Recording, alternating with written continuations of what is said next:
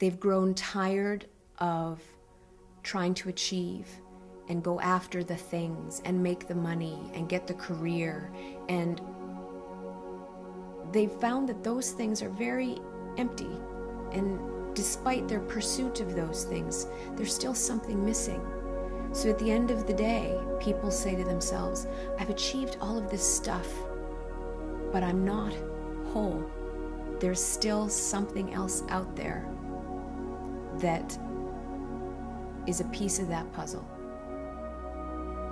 And I know it's out there. I feel it.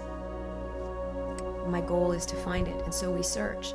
And the funny thing of it is that was part of what mystics, modern mystics, how it came into being, was my own search for that piece of me that was missing. That piece that slammed me in the back of the head in the cemetery, that was always there. It was always there, just waiting for me to wake up and recognize it. And what Modern Mystics, the television show, does is it travels around the world into everybody else's backyard, because we all live in our own backyard. So we're just going into other people's backyards and other people's lives, and we're seeing and we're discovering where their gems have been hidden.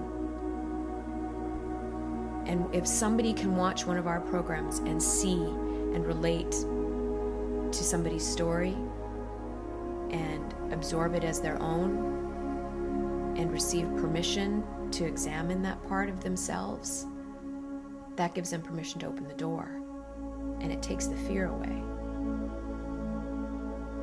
And that's really what we want to achieve. It's not about trying to change anybody's belief. It's about asking you to ask the questions. And then you can choose. You have it. We all have it. We are all mystics. We just don't know it.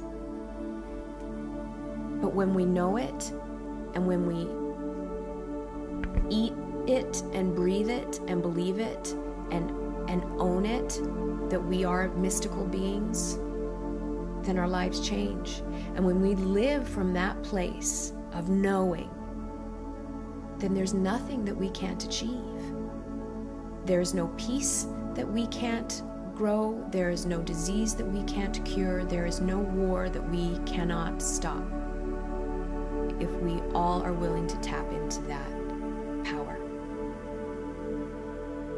and stop denying who we are.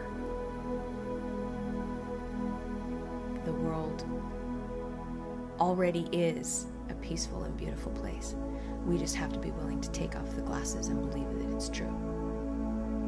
As long as we deny our true power and we don't recognize the power in others as well, then we will continue to drug ourselves, we will continue to overfeed ourselves, we will overshop, we will overindulge in everything. We will become committed to addictions, and we will abuse ourselves and our loved ones, and we'll abuse the world and the planet.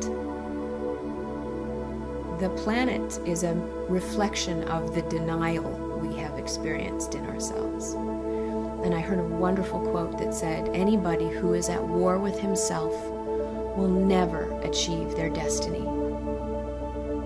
And when you can understand and tap into who you are as an inherently mystical being, and you stop arguing with that part of who you are, you become a peaceful person. You become an instrument of peace. And only when you're at peace with yourself can you bring peace to others, and not a moment before.